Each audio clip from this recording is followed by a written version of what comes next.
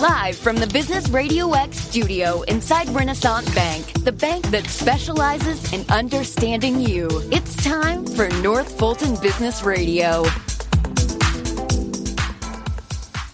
And hello again, everyone. Welcome to yet another edition of North Fulton Business Radio. I'm John Ray, and we are coming to you from the virtual Business Radio X studio. We're not in Renaissance Bank at the moment. The bank branches are closed to anything other than appointments in advance. So if you want to see your friendly Renaissance banker, they're there to help you. You just need to call ahead and make an appointment. So do that. And the drive-throughs are open, by the way. So you can hit the drive-through at any time if you got drive-through banking business you need to do. But the folks at Renaissance have been extraordinarily helpful to me and some of the clients I work with. So I would encourage you to be in touch with them at this time of crisis, and SBA loans that are available, etc. Give them a call or go to renaissancebank.com. Renaissance Bank, understanding you, member FDIC. Now I want to welcome a old friend and all-around great guy, Gregg Burkhalter, and Gregg is better known as the LinkedIn guy, right? You're really known as the LinkedIn guy before even people know your name sometimes, Gregg. Well, that's an honor, John. It really is. A lot of people provided me support, and it is not taken for granted. Let me tell you that. I've had people actually, they couldn't remember your name, but say, I know the LinkedIn guy. I know that guy, but I can't remember his name, which actually, that is a big compliment. So congratulations on that achievement in your journey. So the theme of this show is top tips for LinkedIn job search success. And boy, unfortunately, there are a lot of folks out there that started this year not thinking they were going to be looking for a job, and suddenly they are. You're absolutely correct. In fact, in the last 10 days or so, I've spoken digitally to a couple of job networking groups. And you're right. The number of people on those webinars is probably more than you would normally have if you had an in-person meeting, because there's a lot of people in transition right now. And everybody has a unique situation they're dealing with. So what you're dealing with right now yourself could be totally different than someone else. But one of the things about the job work situation career-wise in our current state beyond the crisis we're dealing with is we're already in a state of flux. I mean, just the normal environment of business, job transition is part of that. But this crisis has really pushed forward that timetable to where people are unexpectedly having to see themselves looking for a job. So that's why one of my topics of discussion when I speak to these groups is you got to always be ready and prepared when this thing arises, and not be reactionary, but be proactive to make sure you're prepared to pivot or whatever you need to do during this time, because it takes a little while to catch up and get things tuned up.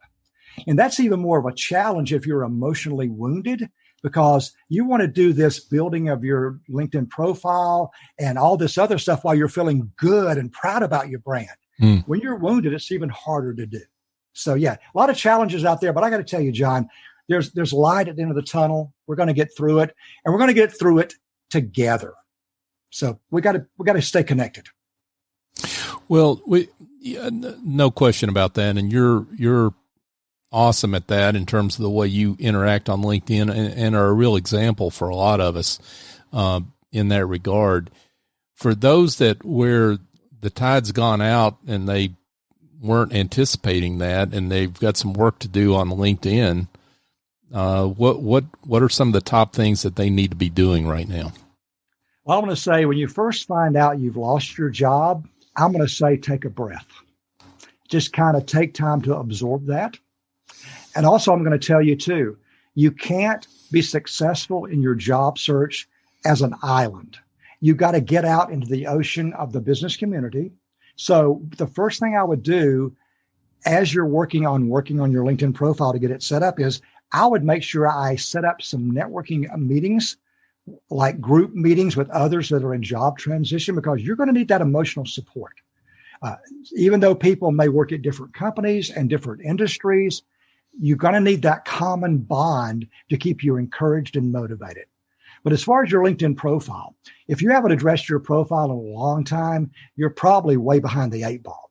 There have been so many changes to LinkedIn in the last 3 years that, well, you're not even aware of most of them. So what I'm going to suggest is that you start looking at other people's LinkedIn profiles who are more active on LinkedIn than you, and make sure you're aware of exactly what kind of content and what kind of sections are available on LinkedIn.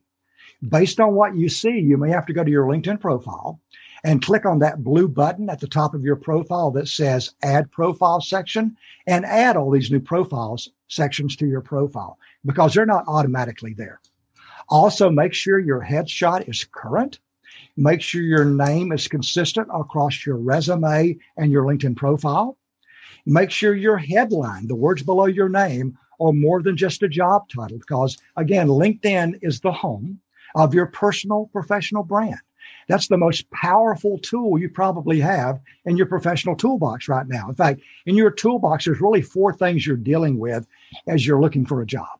One of the items in your toolbox is your experience. The other is your education.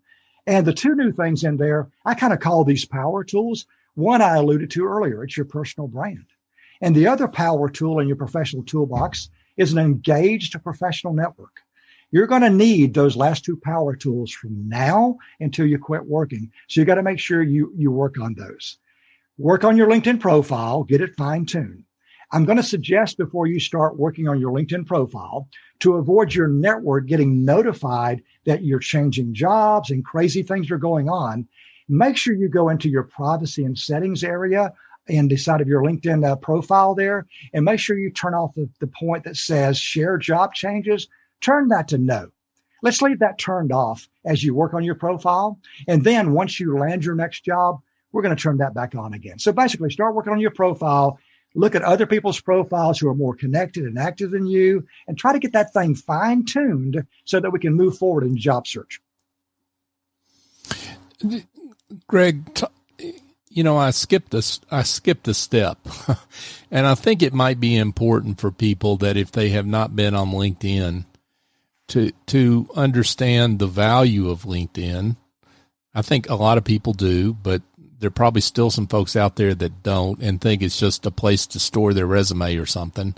Why do I need to worry about LinkedIn if I've got all these job boards and I've got, job networking connections and groups that you mentioned, like that you speak to? I mean, why, and then I've heard folks say, well, there's all these keyword algorithms, right? So all I got to do is make sure my resume fits those algorithms when I submit them into various companies.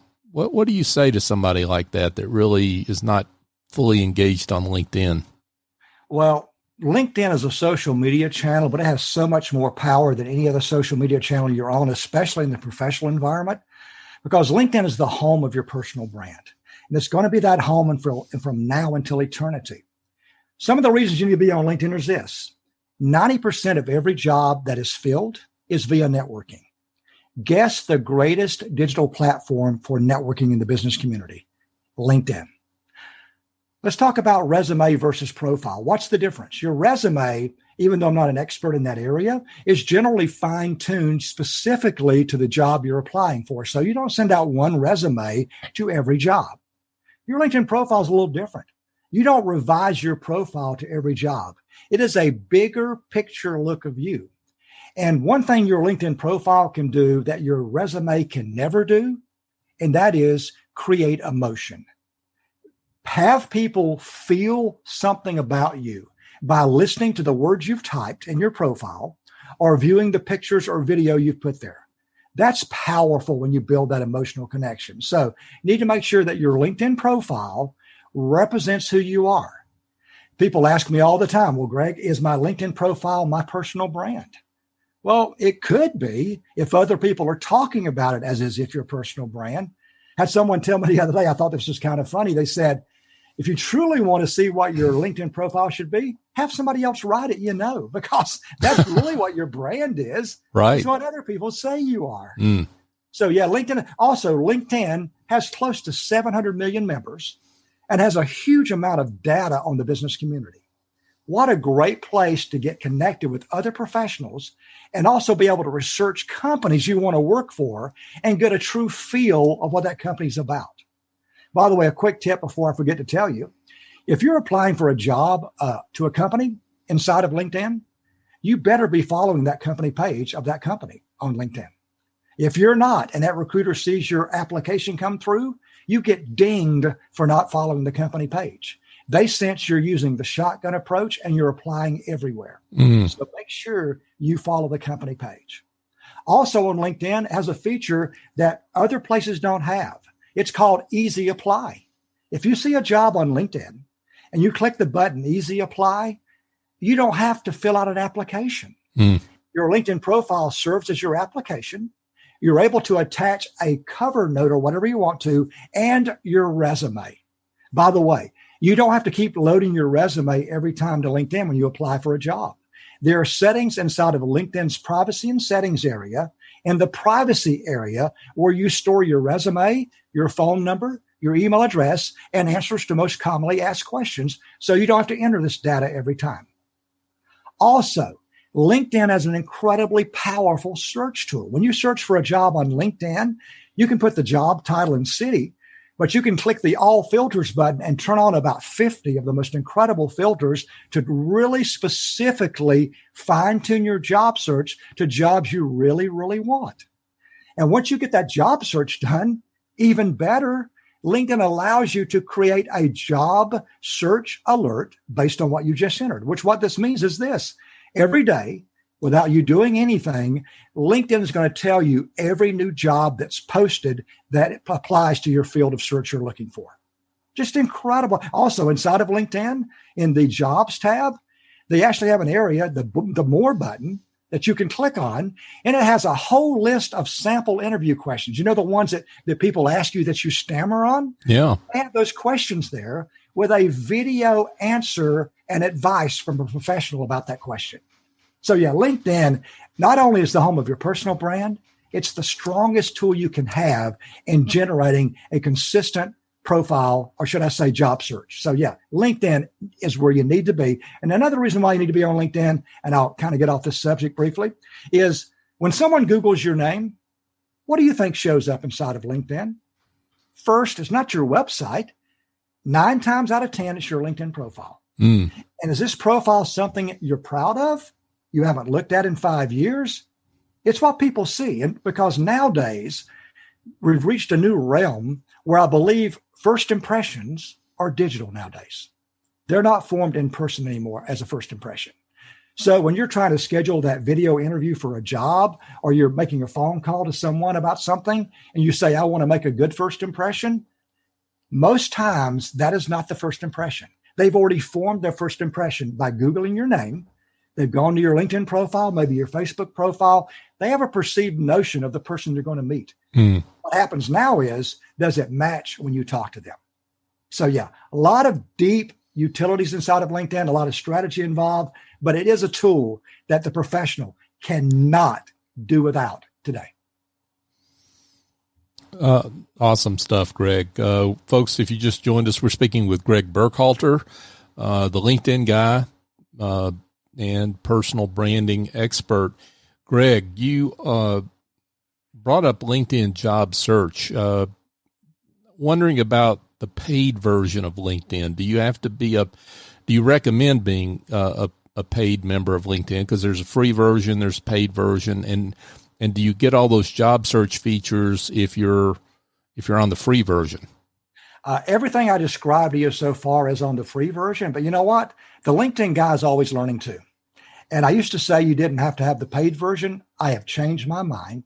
I had an in-depth conversation with a recruiter who opened my eyes to the fact that if you have the paid version of LinkedIn, the entry-level version called Job Seeker, you show up better on a recruiter's page than someone who does not. So the paid version will help you. Also, with the paid version, there's a few additional features. LinkedIn will actually compare you to the job you're applying for and tell you how you rank compared to other people who are applying for the job. So there is more input. Also, on the free version of LinkedIn, If you're searching your network for names like CEO, Greater Atlanta Area Technology, on the free version of LinkedIn, you're going to get locked up after about 30 searches, and LinkedIn's going to say, you're using this for business, you need the paid version. With the paid version called Job Seeker, you get a lot more searches than you do on the free version. And there's some other features involved too. But yeah, my strategy now is if you've been looking for a job for a while and you have the free version, please give the paid version a shot. If buying the paid version out of the box is no financial hindrance to you, get it while you're looking for a job. I believe it helps you. You mentioned something there I wish you'd unpack just a bit, and that is that you said that if you've got the paid version, you look better to a recruiter. Can you specify how that works? The recruiter I spoke with told me that when they review the applicants for a job, there's 3 baskets. The basket on the left is people with a free version who have applied for the job. The basket in the middle is people that have the paid version of LinkedIn who applied for the job. And there's a basket on the right that has people who have not applied for the job that might be a good fit. Now, what I'm telling you is based on what the recruiter told me. Once I heard that, I said, you need the paid version.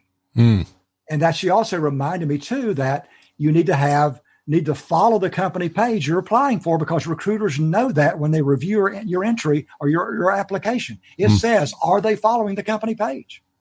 So again, speaking to a recruiter really opened my eyes on this. But to circle back to something I said earlier, recruiters are important in finding a job, but your network is your most important way to find a job. Okay. If you just sit on LinkedIn and apply for jobs and you don't talk with your network and do stuff like that, you really slow down the job process. In fact, right now, with a lot of people being out of work, this is a good point in time to bring up something I've learned recently that I think would help people going forward. And that is, as you're growing your network, don't just be focused on people in the industry you work in. Because what happens if 10 years into your career, you decide that industry is not where your heart is and you want to make a pivot? You need to set yourself up for a pivot. So I'm not saying connect with everyone in every industry. I'm saying connect with quality, respected people who understand LinkedIn and other industries, because you could use them in the future, maybe 10 years down the road, to make a career pivot. So make sure your network is broad. The only criteria is make sure they're good people with the right approach, who understand how LinkedIn works, who give first. Make that connection. Folks, if you just joined us, we're speaking with Gregg Burkhalter, the LinkedIn guy. Has been very active here lately in terms of the increased number of job seekers. And Gregg, I want to just get into some of the things that are going on LinkedIn right now.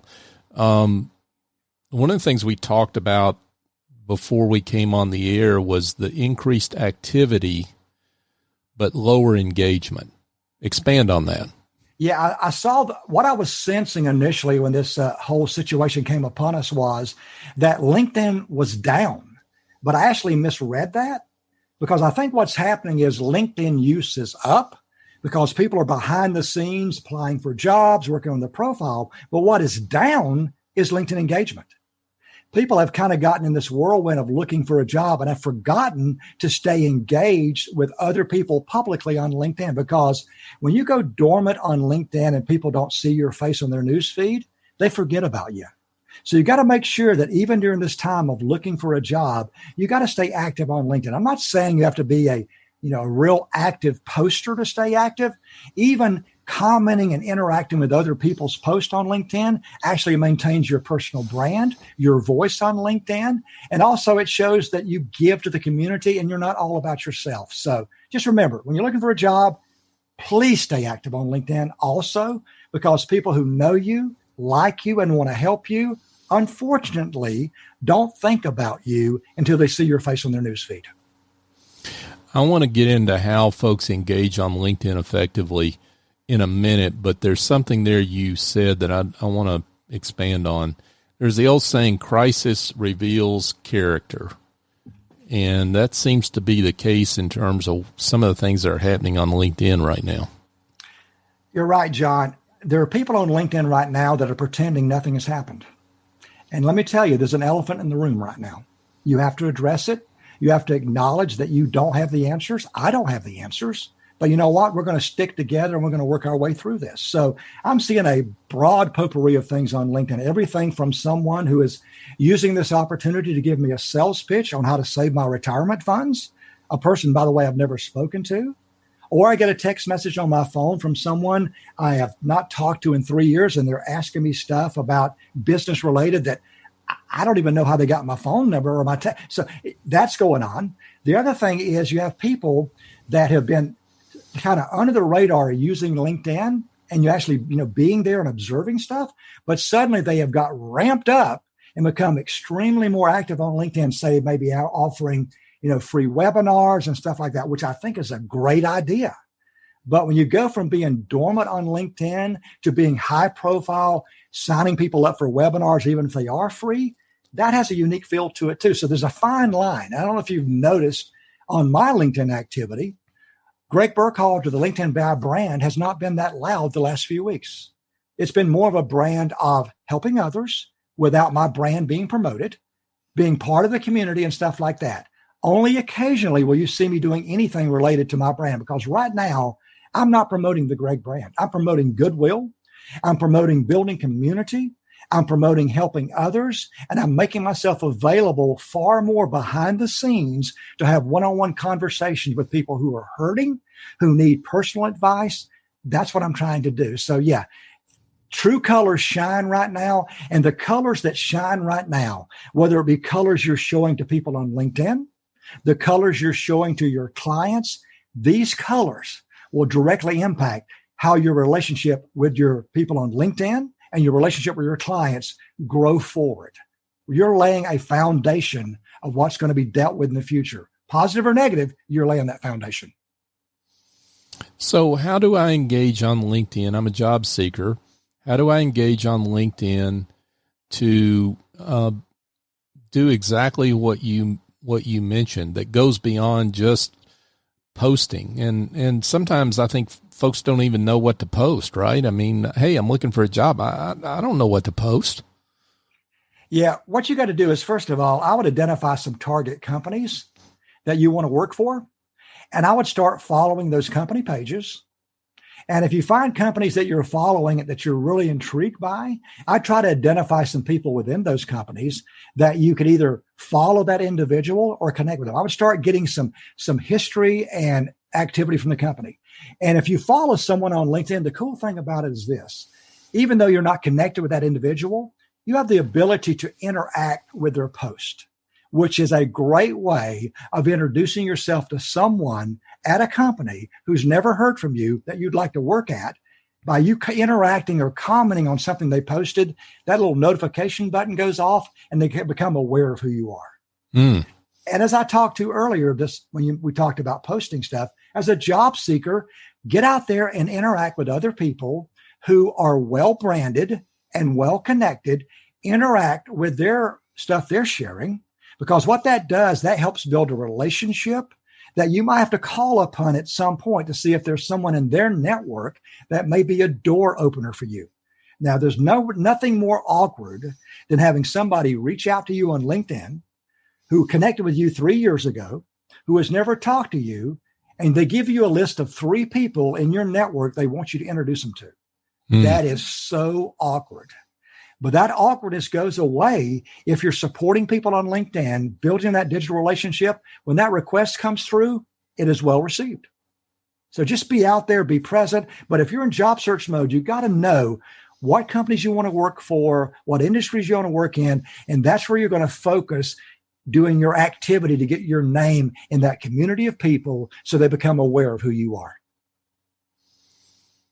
And Gregg, when you say interact with other people's posts, I mean, you mean going beyond just hitting the like button. You mean really engaging in an online discussion relative to whatever article or blog post that they shared, right? That is correct. In fact, LinkedIn's definition of being active on LinkedIn is if you're only liking articles on LinkedIn, you're considered inactive. We're at the point right now where you must comment to be considered an active user. So commenting is not Great article, Bob. That's not commenting. Commenting is reading thoroughly the article you're about to comment on, identifying what in that article hit you that you want to respond or talk about. Maybe you want to share a quote from the article. Maybe you want to add a thought that was not mentioned in the article that would bring more value to the article. What you're not trying to do is upstage the person that wrote the article. You're trying to reinforce what they've said and maybe add your own personal input. This is not grandstanding. This is providing extra value in a humble way. By you doing that, that creates a conversation not only between you and the original poster, but you will probably have other people respond to your comment. So it extends the conversation. And another way you can get into these good conversations, besides following a company or following an individual at a company, is do a hashtag search. Hashtag searches are magical. Go up to your search bar, hashtag medical devices, and all of a sudden you have a brand new news feed that is nothing but articles on medical devices that are posted on LinkedIn. A great place to find new people you've never heard of who are sharing content. And you can find those people several ways. One is by the person who posted, but I love looking at the like or comment button. Those are people 9 times out of 10 you don't know who have the same passion about the industry you do that you might want to connect with. So use a hashtag search to give you an opportunity to tag some comments on some posts or connect with new people. But keep in mind, if you're posting a lot of comments on stuff, your network sees it. So you have to have some buffer there. You can't go crazy posting 10 comments a day because your network's going to see you posting 10 comments. And if they see you doing too much stuff in a certain industry they don't care about, they have the option of unfollowing your post. And when they do that, they will never see anything you post again. And for all purposes, that relationship in the digital realm is done. We don't want that. So be very aware that what you do, like, comment, post, everything you do is trickled down to your network. You mentioned connections and making connections, the importance of making connections. How do I connect with someone, particularly in a way that is non-soliciting? Because one way to do that is actually write a note. Okay. I mean, that's a nice touch. Yeah. I would write it. First of all, I would look at the person's profile and I'd look for a commonality. Do we know a lot of people, the same people?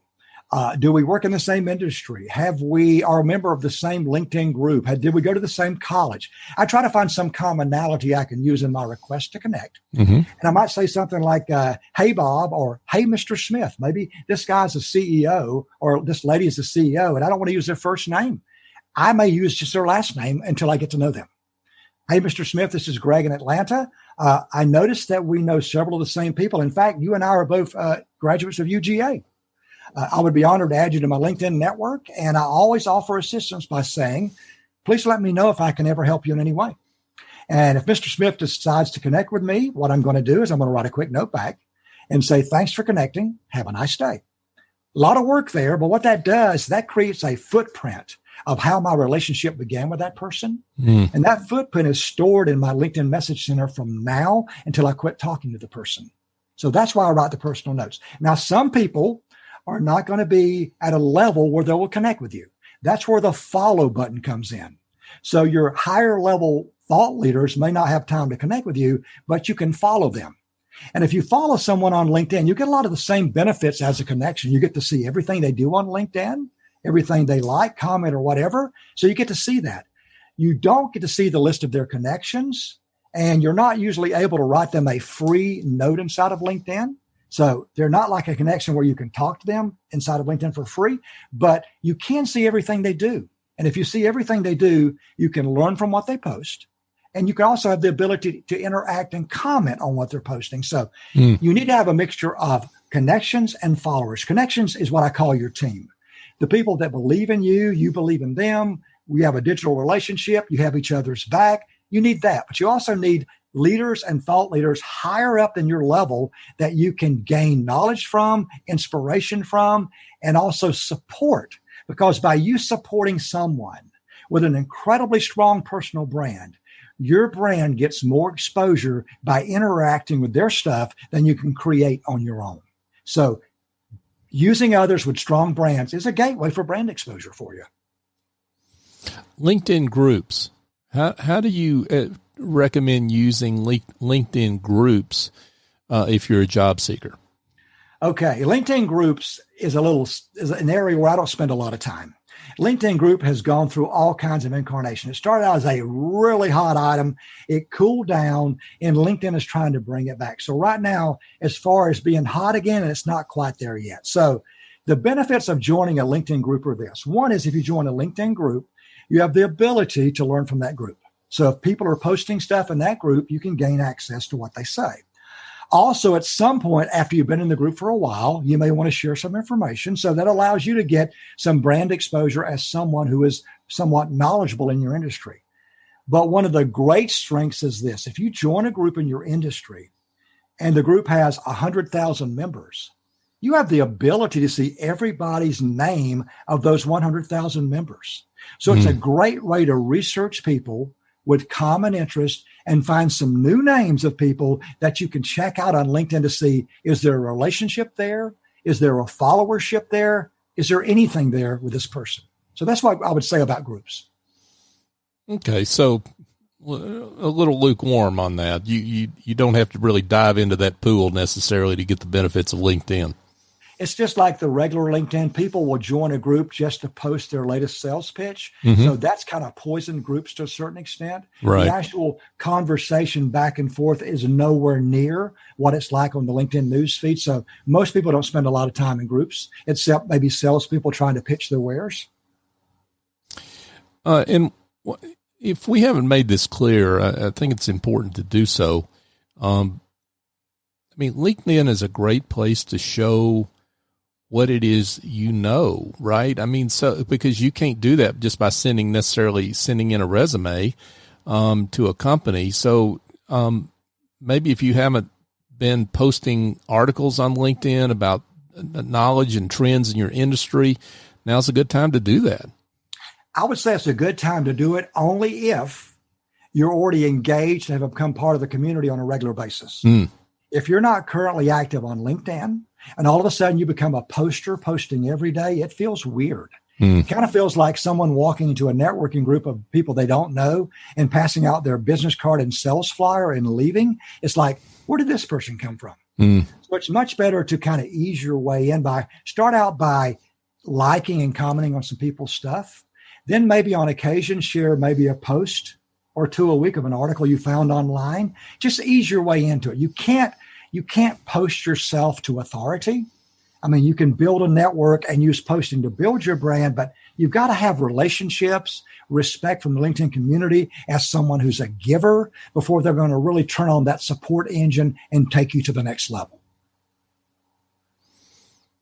I love it. Gregg Burkhalter, he's the LinkedIn guy.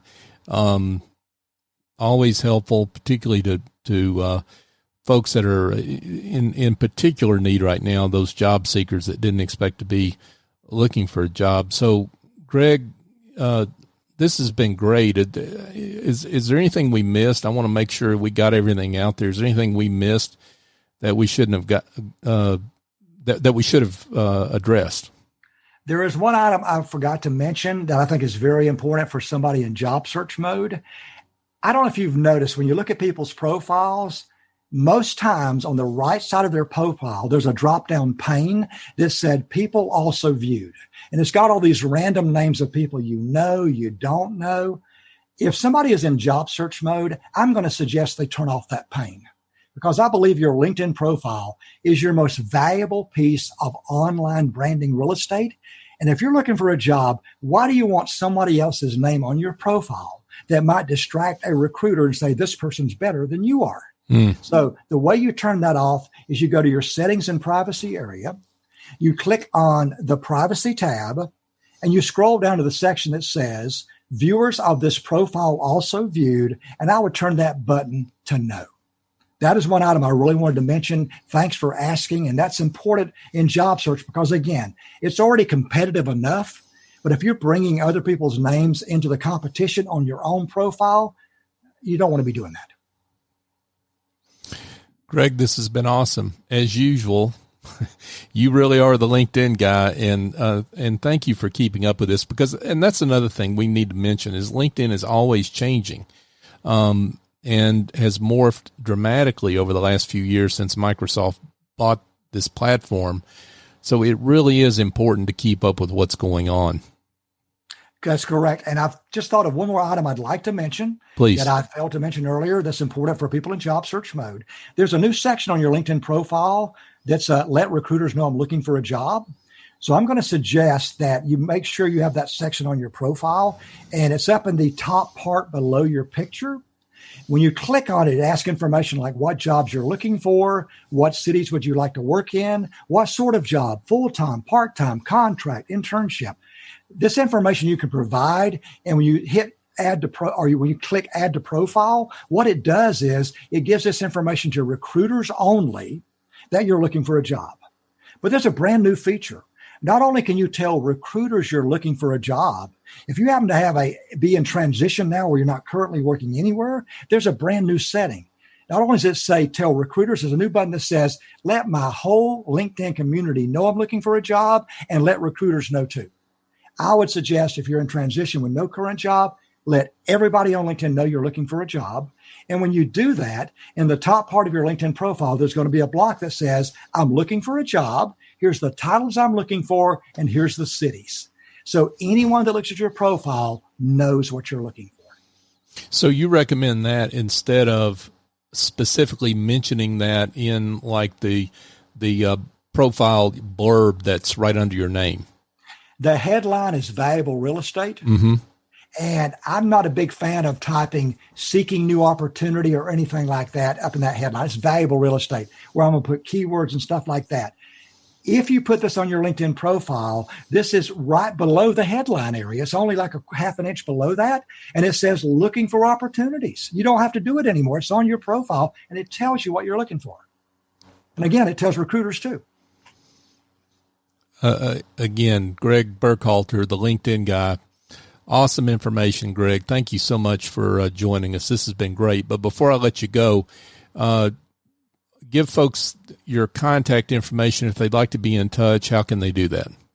Well, you can check me out on my website, which is greggburkhalter.com. You can go there and kind of look at some of my podcasts, kind of check my current event dates. By the way, I can't wait to have an in-person event date added to my calendar. I'm just waiting on that. Okay. Yeah. Just with bated breath here. You can go to my website, or you can check out my LinkedIn profile. If you don't know the address, it's linkedin.com/IN/Gregg Burkhalter. Go there, check out my profile. And I'd be honored for you to write me a personal note telling me you heard this blog or this podcast and invite me to connect. It would be an honor to add you to my network. I would like to do whatever I can for you, but I'm going to encourage you, get on LinkedIn. Be active daily. Be focused on helping others. You've heard this phrase before. I'll say it again. We're all in it together, and we're going to get through this. Stay positive and move forward. Thank you, John, for the opportunity. Thank you, Gregg. Thanks so much for being with us today. This has been great. Thank you so much. Thank you, John. Folks, just a reminder, if you've got some headaches that involve some administrative task in your business, maybe you've got a bookkeeping issue, you need help with marketing, well, here's an answer for you. Go engage a smart and reliable office angel.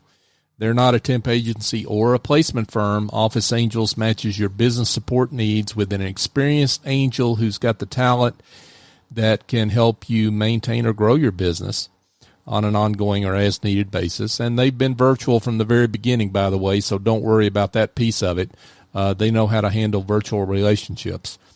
Call S.E. Escobedo, 770-442-9246, or go to officeangels.us and check them out. They're terrific. I work with them myself, so I know how good they are. Just another reminder that you can listen to this show on all your favorite podcast apps. You can find us there. Would love if you would subscribe and rate us. We love the feedback. We've featured now almost 500 great business leaders in 4 years, like Gregg Burkhalter, on our show. But we're on Apple, Google, Stitcher, TuneIn, Spotify, Overcast, all your favorite apps. You can find us at North Fulton Business Radio, or go to northfultonbusinessradio.com and check out our archive there as well, which is searchable, by the way. So you can search for a lot of different folks, business leaders, terms, companies. It's a great place to do some, if you wanted to actually, I have to mention this, Gregg, if you want to do some do some research on a company, go to businessradiox.com, search for that company. You might find that company's CEO or a top official in that company that can give you some great background when you do that interview, maybe. So there's another little tip. I like that. Yeah. But folks, follow us on LinkedIn. Of course, we're right there, North Fulton BRX. You would expect us to be on LinkedIn, right? But also we're on Facebook and Twitter as well, North Fulton BRX. So for my guest, Gregg Burkhalter, I'm John Ray. Join us next time here on North Fulton Business Radio.